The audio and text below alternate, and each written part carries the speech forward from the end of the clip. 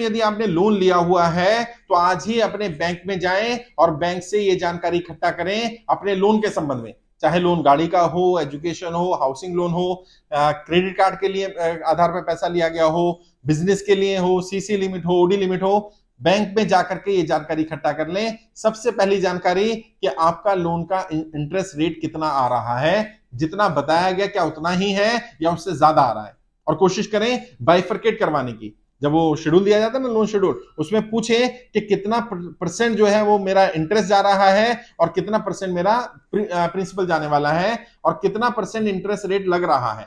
कई बार क्या होता है, बताया कुछ और जाता है, दिया कुछ और जाता है। कई लोगों ने बताया, मैं नाम तो नहीं लूंगा कंपनी का, बताया 0% इंटरेस्ट पर आपको पैसा मिलेगा और वो फिर बाद में पता चला 13% ले रहे हैं। कहीं पर बताया गया 6% 7% पर इंटरेस्ट पे पैसा मिलेगा और वहां 16 17 18% तक का इंटरेस्ट लगाया जा रहा है, डबल से भी ज्यादा। तो इस तरह की चीटिंग आपके साथ ना हो तो पहले इंटरेस्ट रेट चेक करें, और चेक करें क्या ये फ्लोटिंग है इंटरेस्ट रेट या फिक्स इंटरेस्ट रेट। फ्लोटिंग में क्या रहता है, ये चेंज होता रहता है, जब सरकार रेपो रेट चेंज करती है तो ये चेंज हो जाएगा, कितना बढ़ सकता है, फ्लोटिंग में कितना परसेंटेज मिनिमम रहेगा और कितना मैक्सिमम रहेगा। और फिक्स है तो उससे सरकार को रेपो रेट से कोई फर्क नहीं पड़ना चाहिए, रेट ऑफ इंटरेस्ट फिक्स रहना चाहिए। अगला, बैंक ने जब लोन दिया तो आपका इंश्योरेंस किया होगा, आपका इंश्योरेंस किया है कि नहीं किया है, अगर किया है तो किस कैटेगरी में किया है, दोनों चीजें पता करिए। अगर इंश्योरेंस नहीं किया है तो बैंक से सवाल करिए कि आपने इंश्योरेंस क्यों नहीं किया। हर तरह का लोन इंश्योर्ड होना चाहिए, आरबीआई की गाइडलाइंस भी है।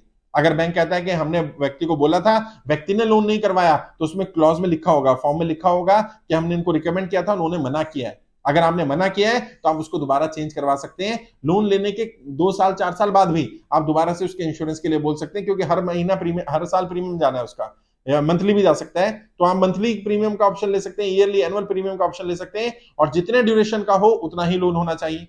जैसा मैंने पहले बताया था, आपका लोन कौन सा होना चाहिए, इंश्योरेंस कौन सा होना चाहिए, कंप्लीट इंश्योरेंस होना चाहिए।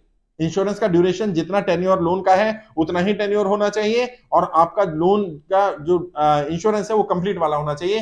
क्रिटिकल इलनेस, एक्सीडेंटल या कोई और टर्म ऐसी डाली गई है तो उसको हटवाइए, उनको बोलिए मुझे कंप्लीट इंश्योरेंस चाहिए। इंश्योरेंस की पॉलिसी के पेपर मांगिए, क्योंकि होता क्या है, बैंक पेपर देता नहीं है, और 15 दिन का तो समय होता है जब आप लोन ले रहे होते हैं। जो लोग लोन लेने जा रहे हैं 15 दिन का समय होता है, अगर आपको गलत पॉलिसी दे दी गई है तो आप 15 दिन के अंदर पॉलिसी चेंज करवा सकते हैं। लेकिन बैंक पॉलिसी देता नहीं और आप मांगते भी नहीं है। आप पॉलिसी के डॉक्यूमेंट मांगिए, बैंक से पूरी फाइल, जो आपकी फाइल है उसकी एक कॉपी मांग लीजिए कि मुझे जो फाइल है उसकी एक कॉपी दी जाए, ये आपका अधिकार भी है। तो बैंक की फाइल में आपको पता चल जाएगा कौन कौन से पेपर दिए हैं, उसमें इंश्योरेंस का पेपर होना चाहिए। इंश्योरेंस क्लेम लेने का प्रोसेस क्या होगा, अगर मान लीजिए आपका इंश्योरेंस है घर का और व्यक्ति को कुछ हो जाता है तो क्लेम मिलेगा कैसे? क्या इंश्योरेंस कंपनी डायरेक्ट बैंक से कम्युनिकेट कर लेगी, या इंश्योरेंस कंपनी उसके जो नॉमिनीज है उनको पैसा दे देगी और नॉमिनीज बैंक से बात करेंगे? तो कई जगह पर क्या कर रहा है, नॉमिनी को फंसा दिया गया है कि नॉमिनी बैंक का पैसा पे करते जा रहे हैं और इंश्योरेंस कंपनी ने टाल रखा है उसको कि डॉक्यूमेंट पूरे नहीं थे, प्रीमियम बीच में कट गया था, कोई और दिक्कत आ गई थी, अलग अलग रीजन से उनको टाला जा रहा है। तो ऐसा ना हो, इसके लिए बैंक से अपने सारे डॉक्यूमेंट्स पहले तैयार करके रखें, ताकि कल को कोई दिक्कत ना आए, कोई परेशानी ना हो।